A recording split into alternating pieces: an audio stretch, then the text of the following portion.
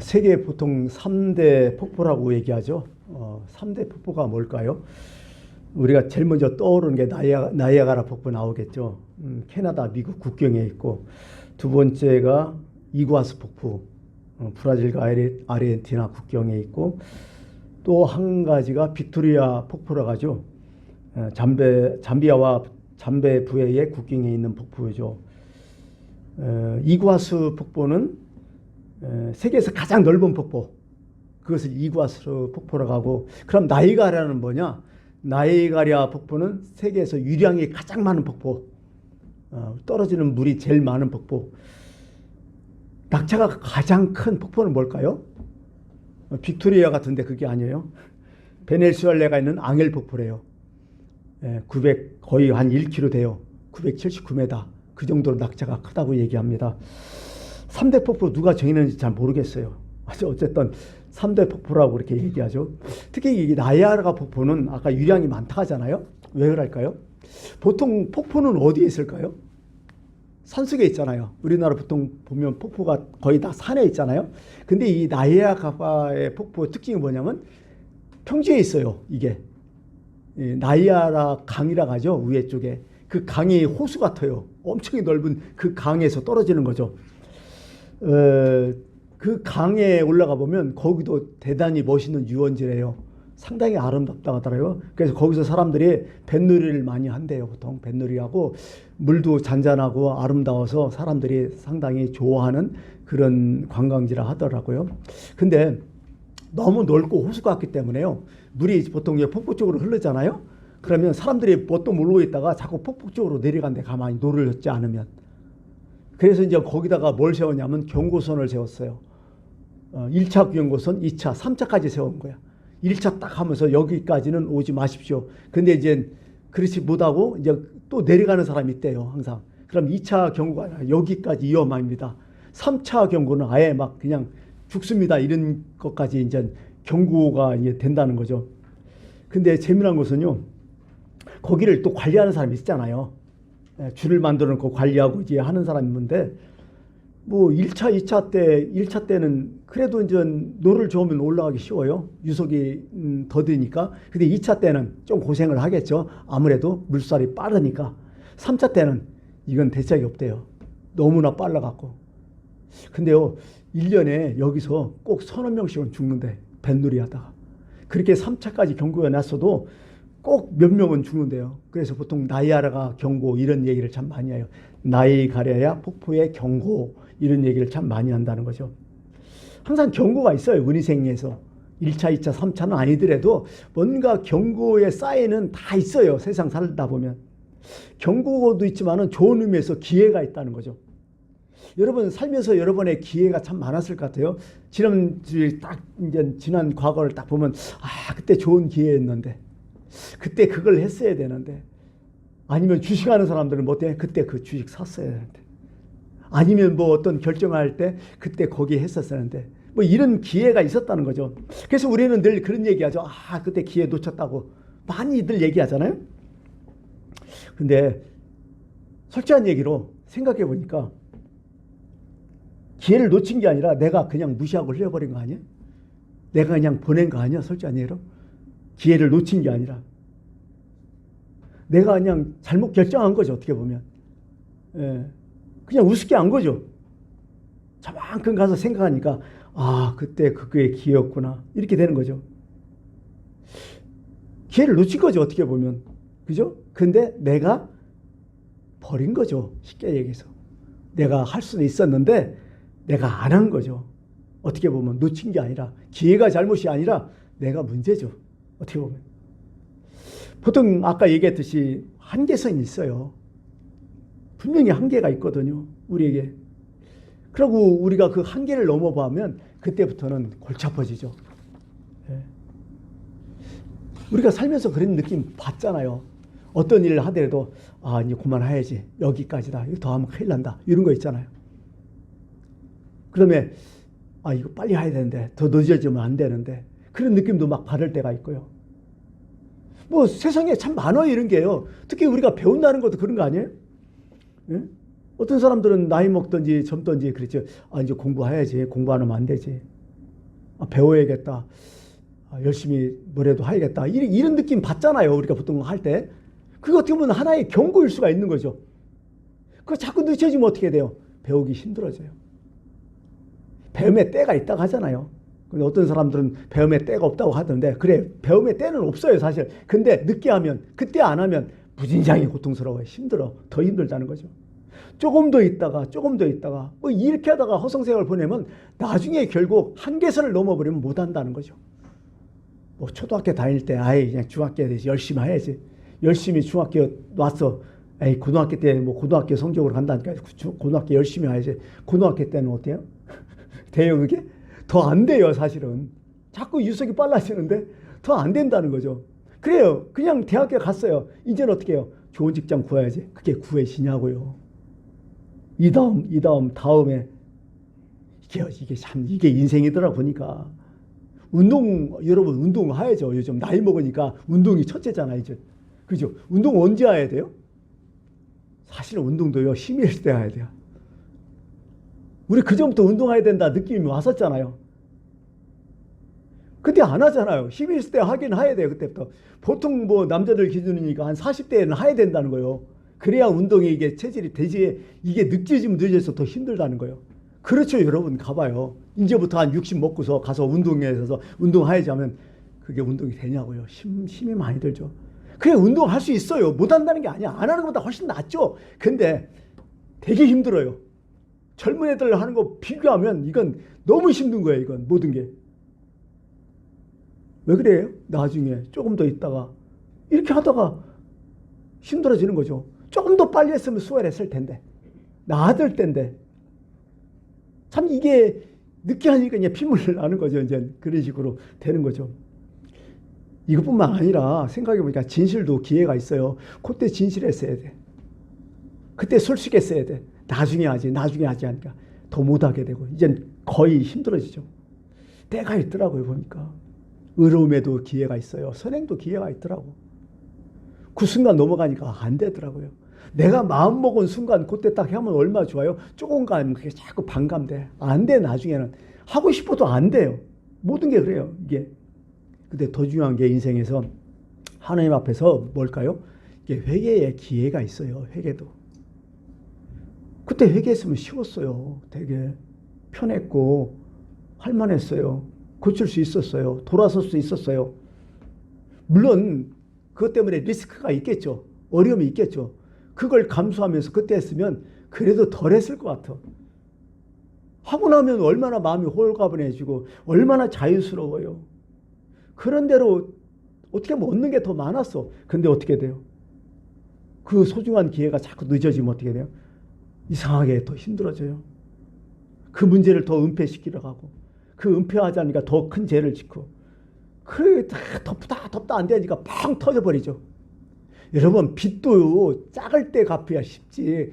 좀 더 있다가 뭐 하다가 막 불어날 때 가면 더 힘들어요. 그때 빵 터뜨려 갖고 뭔가 해결하면 얼마나 좋아요. 근데 완전히 이제 뭐 제3차 경고까지 갈 때 이제 도저히 안 돼 할 때 빵 터지니까 다 끝나버리잖아요. 나뿐만 끝나요? 전 가족이 다 끝나버리지. 이게 인생이더라고 이게. 회개도 똑같은 거예요 이게 어떻게 보면. 그래서 누가 뭐 많은 사람이 그래요. 회개는 왕복거리가 짧아야 된다고. 너무 길게 많이 갔으면 돌아오는 것도 힘들잖아. 이런 게 있어요. 참 이게 다 기회가 있더라고요. 이 성경에서 봐도 다윗 왕도 그렇잖아요. 다윗 왕의 밧세바 사건 사실 그게 뭐 간음이 성폭행이죠. 어떻게 보면 나쁜 짓 한 거죠. 엄청 나쁜 짓 하죠. 자기 부하의 아내를 겁탈했으니까 성폭행한 거죠. 그때 하나님 앞에 아니면 우리 앞에 진실로 회개했으면 미안하다고 했으면 그거 어쩔 도리 없잖아요. 왕이 그랬으니 그 당시에. 그 좀 넘어갈 수 있었어요. 그걸 또 쪽팔려갖고 가리려고 하다가 어떻게 돼요? 나중에 우리야 죽여버리잖아. 살인까지 해버리잖아. 나중에는 어떻게 돼요? 밧세바가 했던 첫째 아들 죽잖아요. 뱃속에서 그냥 낳자마자 열흘 후에 죽어버리잖아요. 그 자식까지 다 죽여버리잖아. 결국 가정 문제로 나오잖아요. 참 이게 그렇더라고요. 그때 그 기회인데 그때 자꾸 놓치니까 자꾸 힘들더라 이런 얘기를 하는 거죠. 사실은요, 이스라엘 역사를 보면 보통 이스라엘 역사는 사무엘부터 사무엘 상하, 열왕기 상하, 뭐 역대 상하는 비슷하니까요. 그렇게 쭉 나가잖아요. 쭉 날아가는데 이 선지자의 어떤 그 활동을 보면 나라가 멸망할수록 어떤 현상이 일어나냐면 첫 번째 선지자 말을 왕들이 잘 들어. 다윗도 듣잖아. 나단 선지자라든지 갓 선지자 이런 사람 얘기하면 그 꾸벅 죽잖아요. 계속 잘 들다가 말기에 와서는 어떤 일이 당해요? 말기에 와서는요. 선지자 말을 안 들어. 선지자를 무시하든지 선지자를 대적하든지 나중에는 선지자 죽여버리잖아. 뭐 문하세라든지 아하스라든지 그 중간에 뭐 여우야 긴이라든지 뭐 시드기야 때는 아예 막 시드기야 때 활동한 선지자가 얼마나 많아요. 이때 예레미야도 얼마나 고생 많이 해. 죽이려고 하고 풀려나고 도망치고 막 계속 그런 삶을 살잖아요. 결국 나라 망하는 거야. 그때 하나님께 선지자 왕창 보내고 회개할 기회를 주셨는데 자꾸 미루다가 끝나버리는 거야. 이제 결국 나라가 망하는 거죠. 걸핏하면 우리가 그래요. 그런 줄 몰랐다고. 그때 내가 제정신이 아니었다고. 요즘 많이 쓰는 게 내가 그때 심신미약했다고. 그럴 수밖에 없는 환경이었다고. 많은 변명이 있어요. 근데 하나님 앞에서는 그게 통할까요? 안 통하죠. 중심을 아시는데. 이미 하나님이 기회를 주셨는데 그 한계선을 이미 자꾸 경고식으로 하셨는데 그 앞에서 또 그런 얘기를 해요?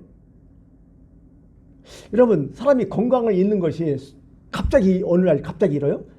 어느 날 갑자기 그냥 한계선이 무너진 거예요. 그건 사실은 서서히 아팠어. 서서히 문제가 됐어. 안 그래요? 내가 지금 건강이 나빠진 거 느낄 수 있잖아. 이렇게 이거 먹으면 안 되는데, 이렇게 생활하면 안 되는데, 이렇게 힘들게 하면 안 되는데, 그 느낌 오잖아요.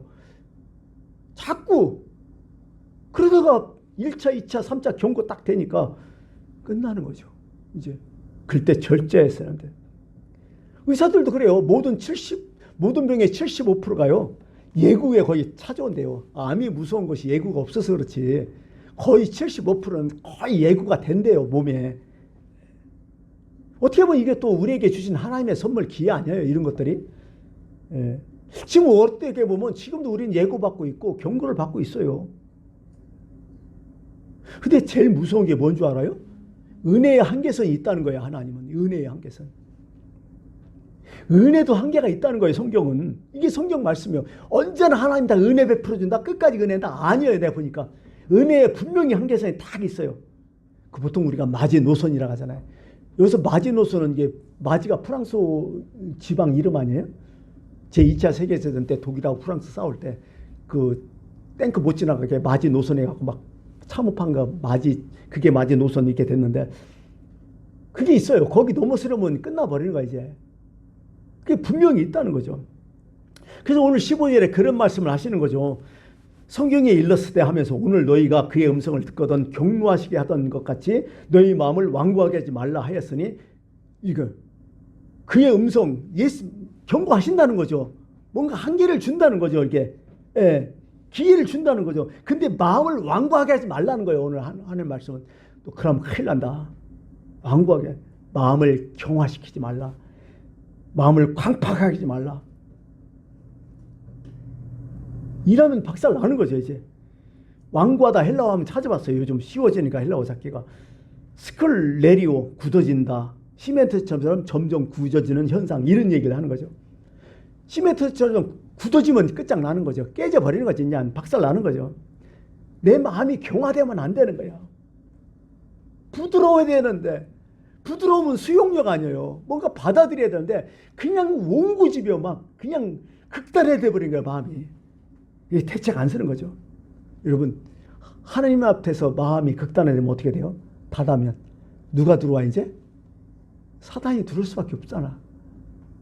성령이 떠나면 사단이 쏙 돌아버려요. 성령 때문에 지금 못 들어오고 있는 거예요. 사단이 함부로. 근데 그게 딱 닫혀버리면 어떻게 돼요? 하나님과의 그 센스가 딱 끊어졌는데 어떻게 해요? 사단의 센스가 확 돌아버리는 거죠. 그래서 온유라는 게 상당히 중요한 거죠. 왕구에 받는 온유한 자는 복이 있다. 그 사람이 하나님의 아들이다. 자녀들이다. 마음이 부드러워야 하나님 앞에 마음이 부드러워야 하나님의 자녀들 아니에요? 근데 하나님 앞에 완고해지면 어떻게 돼요? 박살나는 거죠, 이건. 이래서 끝나는 거죠, 이렇게. 가만히 보면. 여러분, 성령 충만, 성령의 은혜가 뭐예요? 뭐, 성경에 나왔지, 그래요. 에스겔서 보면 이런 얘기예요. 에스겔서 선지자가 그 당시에 이제 이스라엘 백성의 멸망 원인을 여러 가지 말씀을 해주고 정신 차리라고 많은 선지자가 이제 얘기를 하죠. 에스겔서 초창기에 이렇게 얘기해요. 이 자손은 얼굴이 뻔뻔하고 마음이 굳은 자니라. 왜 너네들이 멸망했냐? 너네들은 얼굴이 뻔뻔하고 하나님 앞에서 마음이 굳었다. 내가 너를 그들에게 보내니 너는 그들에게 이르기를 주 여호와의 말씀이 이러하시다고 가서 전해라. 이렇게 얘기하죠. 전해라. 그러면서 나중에는 이스라엘 백성들에게 돌아오라 하면서 이런 말씀했어요. 새 영을 너희 속에 두고 새 마음을 너희에게 주되 너희 육신에서 굳은 마음을 제하고 부드러운 마음을 줄 것이다. 그게 성령 아니에요. 성령을 주겠다는 거예요. 부드러운 마음. 그러면 37장 가면 골짜기에서 어떤 썩어 문드러진 뼈뿐이 없는 골짜기에서 다시 살아났잖아요. 하나님은 이런 마음을 갖고 계시던 거야, 이스라엘에서. 근데 뭐 어떻게 해요? 이스라엘 백성들이 자꾸 마음을 어떻게 해? 첫 번째, 너희는 마음이 굳은 자 아니라 계속 굳은 자로 가버리는 거야. 박살나는 거죠, 지금. 그래서 고린도후서는 뭐라고 얘기해요? 하나님의 은혜를 헛되이 받지 말라고, 제발. 내가 은혜 베풀 때에 너를 듣고 구원의 날을 너를 도왔다 하셨으니 너희들의 새 영을 성령을 주셨으니 보라 지금은 은혜 받을 만한 때로 보라 지금 구속의 날이라. 그러니 성령 안 받고 성령을 외면하고 그 마음이 굳어지면 어떻게 돼요? 성령 회방하면 뭐예요? 어느 것도 용서 못한다고 하잖아요. 은혜의 한계를 넘어간다는 거 아니에요, 그게. 이런 말씀을 지금 하고 있죠. 왜 자꾸 사람이 완고하게 될까요? 이게 어느 날 갑자기 완고하지는 않아요. 서서히 돼버리지, 모든 게.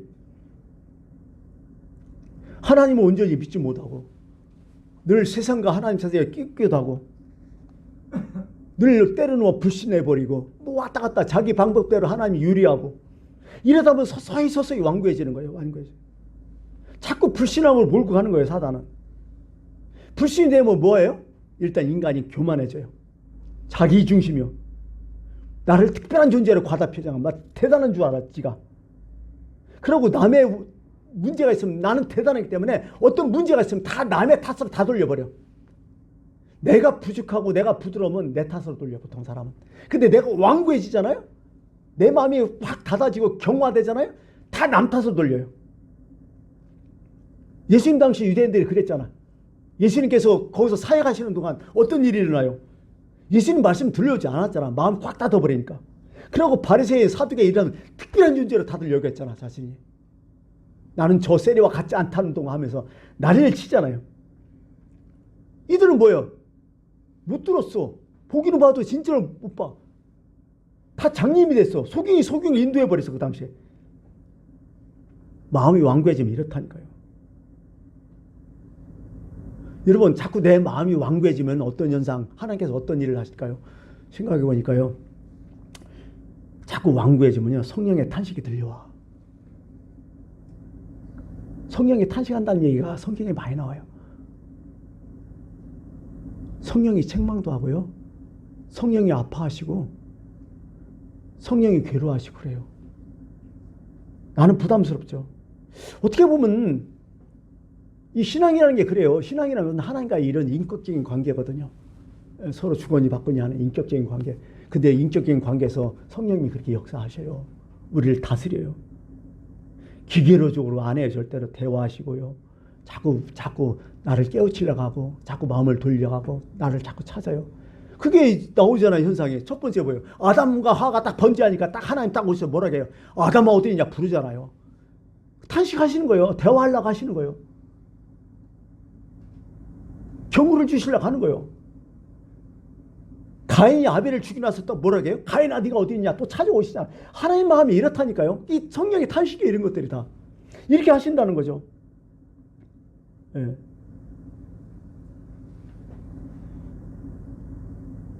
근데 이걸 거부하잖아요.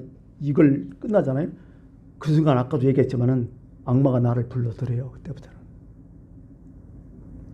악마가 나를 지배하면요. 하나님 어떻게 해요? 내버려 두는 거예요.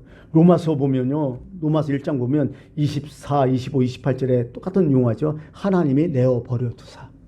영어로 하면 기브업, 포기했다. 포기했다.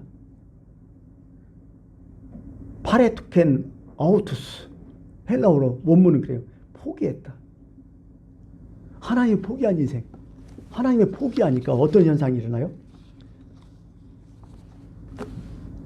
이스라엘 초대 왕이 누구죠? 사울 왕이잖아요. 사울 왕이 하나님의 선택을 먼저 받았잖아요. 그리고 왕이 됐잖아요. 겸손할 때 택함을 받았어요. 얼마나 사울 왕이 겸손했어요. 그러나서 왕이 돼서 좀 승승장구하니까 이게 교만해지잖아요. 교만해지니까 어떻게 돼요? 계속 하나님 일, 사역 다 방해하잖아요. 엉터리로 하잖아요. 지 마음대로 하잖아요. 지 중심으로 하잖아요. 이게 한두 번이 아니에요. 서서히 그랬어요. 계속. 하나님이 한 번 잘못했다고 치지 않았어요. 여러 번 경고도 하시고 여러 번 정치자를 사무엘 선지자를 보내서 계속 말씀하시고. 근데 어느 순간에 안 되는 거예요. 하나님 이렇게 말씀하셔요. 그게 사무엘상 15장 11절에 이렇게 나와요. 내가 사울을 선택할 내가 후회한다. 하나님 이렇게 말씀하셨어요. 버렸다는 거예요. 그러고 다윗한테 기름 부으라 이렇게 얘기하잖아요. 그때부터 하나님 딱 버리고 나실 때부터 하니까 사울은 어떻게 행동해요? 자기 자리에 무진장 연연하잖아요. 또 자기 우상화를 하려고 막 노력하고요. 그 다음에 자기를 반대하는 사람들 다 싹 처단해버리잖아요. 다 죽여버리잖아요. 심지어 제사장까지 다 죽여버리잖아요. 그 다음에 나중에 어떻게 해요? 다윗 죽이잖아요. 사실 그 당시에 다윗은 어떻게 해요? 자기 사위 아니요. 또 자기의 아들의 절친은 아니요. 또 국민들에게 칭송을 다 받고 있었잖아.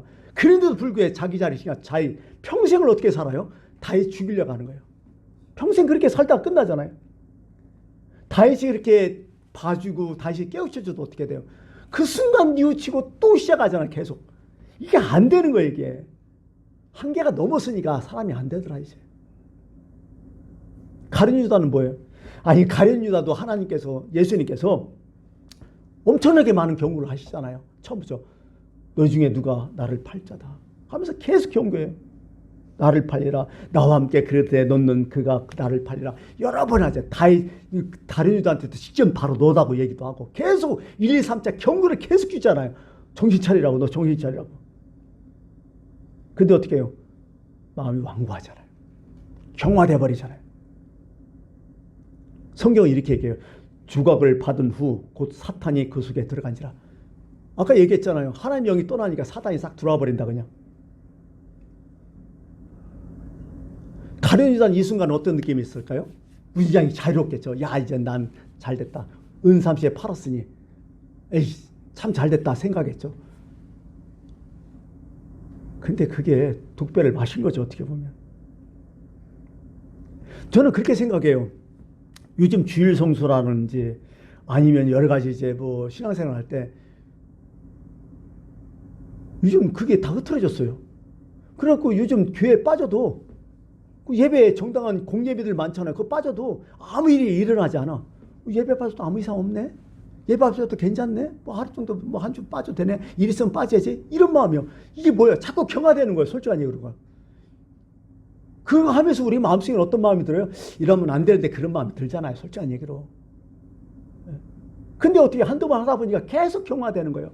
계속 완악하게 되는 거예요. 아무도 아니요. 여러분, 내가 악한 일하고 내가 잘못할 때 문제가 생기는 게 하나님 사랑하는 사람이야. 그게 정상이에요, 그게. 근데 아무리 없네? 자유스러운 것 같아. 뭔가 해방된 것 같아, 여기에. 그게 정말 좋을까요? 그건 아닐 것 같아요. 이미 버림받는 시간 아니에요, 그거?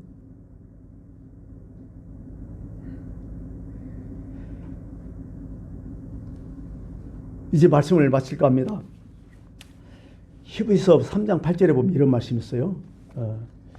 오늘 말씀에 광야에서 시험하던 날에 거역하던 것 같이 너희 마음을 완고하게 하지 말라고. 3장 8절에 이제 우리가 안 읽었지만은 또 제발 이러지 말라고 계속 완고하게 돼. 그게 계속 반복되니까 그러는 현상이 일어나는 거예요. 어느 순간에 이스라엘 백성들이 완고하게 된 거 아니에요. 조금씩 완고하게 됐지. 그 40년 동안에. 15절에 성경에 일렀을 때 오늘 너희가 그의 음성을 듣거든 경노하시게 하던 것 같이 너희 마음을 완고하게 말라. 이게 오늘 하나님의 메시지거든요.